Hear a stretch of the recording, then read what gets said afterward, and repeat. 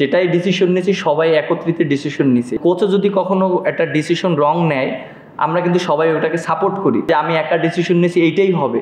অনেক সমালোচনা হয়েছে, অনেকে অনেক কথা বলেছে যে কিভাবে কি হলে আরও বেটার হতো, but end of the day আমরা যেটাই ডিসিশন নিয়েছি সবাই একত্রিত ডিসিশন নিয়েছি। এখানে কারো উপরে যদি একার উপরে ব্লেম দেওয়া হয় এটা আসলে ঠিক না।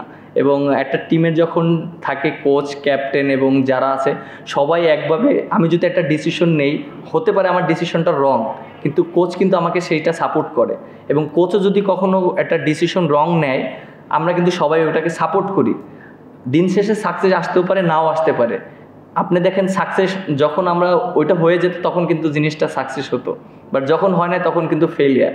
জিনিসটা এরকমই। এক্সট্রিম মশার কয়েল প্ল্যান্ট ফাইবার দিয়ে তৈরি, ডেঙ্গু, চিকুনগুনিয়া বাহি সহ যে কোনো মশার বিরুদ্ধে দেয় এক্সট্রিম সুরক্ষা। অবশ্যই হেড কোচ ফার্স্টে সিদ্ধান্ত নেয়, এটা সবার একটা ধারণা যে সব কিছু মনে হয় যে ক্যাপ্টেন, কোচ এবং মনে করেন যে সালাউদ্দিন স্যারের কথা যেটা এসেছে উনিই নিচ্ছে, এরকম কোনো কিছু না। আমরা যখন ডিসিশন নেই সবাই একসাথেই পরামর্শ করা হয়। ফিল সিমন্স তিনি পরামর্শ করেন, সালাউদ্দিন স্যারের সাথে কথা বলেন, আমার সাথেও কথা বলেন, এবং অনেক সময় আমরা এগ্রি করি, অনেক সময় ডিসএগ্রি করি, এবং আমি আবার একটা কথা বললাম, আবার সালাউদ্দিন স্যার একটা কথা বললো, তখন তিনি জিনিসটা শুনেন। এইরকমই জিনিসটা, কারণ একটা আলোচনার মাধ্যমে কিন্তু ডিসিশন হয়।